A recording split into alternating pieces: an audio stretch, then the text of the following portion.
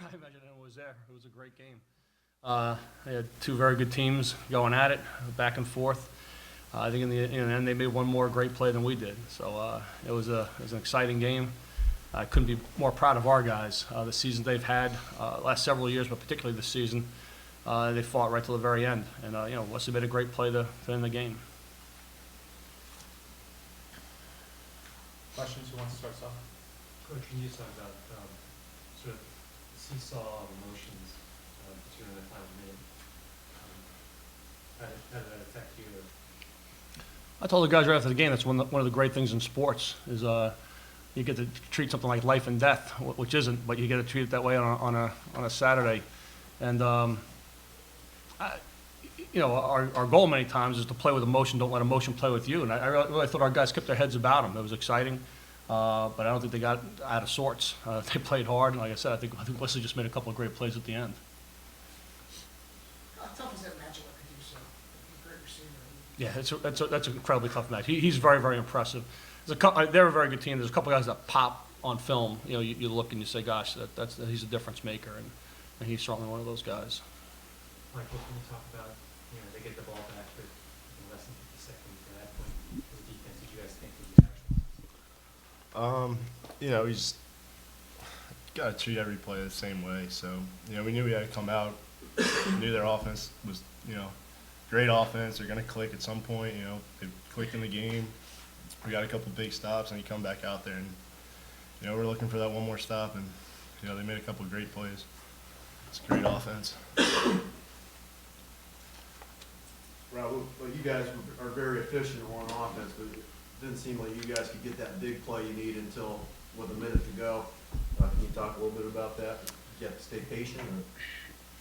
Yeah, if you follow us throughout the whole season, that's kind of the game we've played is just, march right down the field, we're really, really high in, plays in the NCAA. So we just like to hit the up tempo, and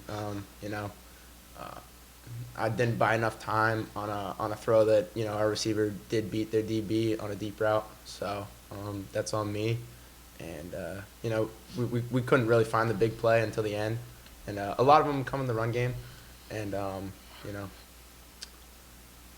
they're a good defense, and they made plays all day, so really limited us. Robbie, after you found Dan for that 10-yard touchdown with 57 left, did you think, all right, we're out 24-23, this is ours, it's less than a minute left? Well, of course. Our defense has played well, and especially in the second half, they had played extremely well the whole game. The only time that they scored was really whenever we set them up in a bad situation.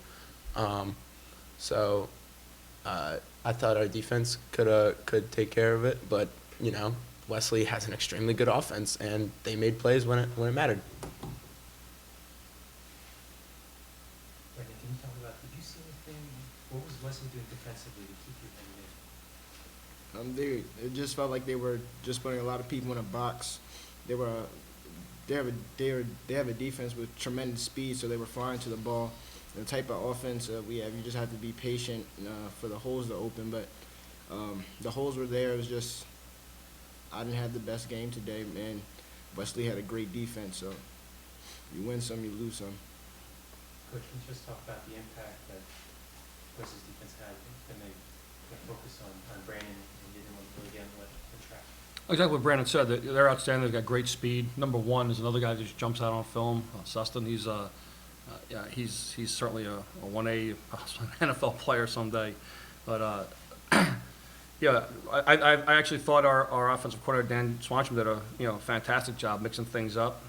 We were over 50% on third down efficiency, and we couldn't find that big play, but we were still able to move the ball and still score some points against a great team. So I was really pleased with the effort, both of our staff and our players, both sides of the ball. So they did a great job.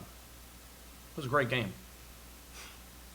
Michael, can you talk about, when you look back at the entire season, go 10-0 in the regular season, but losing the first round of the playoffs, how much does that diminish what you guys were able to do in the regular season? I don't know if it diminishes anything. We come in every year with the same goal, You're going to play one game at a time, win one game at a time in this case. And, we want to win the conference championship. We did that, So then you get to the playoffs, and there's 32 teams left, everybody's good. got to beat some good teams to make a run. You know, great game out there today. Two good teams going at it. Robbie, I saw you nodding your head. Do you agree? I agree completely. It takes away nothing from our season. We finished 10-0. We were, we lost to the number 14th ranked team in the nation. They had a great season, and they made a couple big plays down the stretch to beat us. Coach, I know that we had talked about, and I asked you whether you thought this team was the best team you've coached, and you said it's hard to compare, but looking back on it, can you sort of describe your feelings that you guys won't be able to continue this season? Yeah, it's not that it's hard to compare. I don't compare teams. I'm looking at, and I'm already, when we leave here, I'll be thinking about next year already. So our guys understand that. And again, just what Robbie said and what Michael said, our goal each year is to, we try to concentrate on one game at a time, obviously. It's very cliche. But our goal is to win the Centennial Conference Championship. After that, we reset our goals. You hit the playoffs, and you give it everything you got. And if that's what I've asked them to do, that's what they did. So I couldn't be more proud of these guys.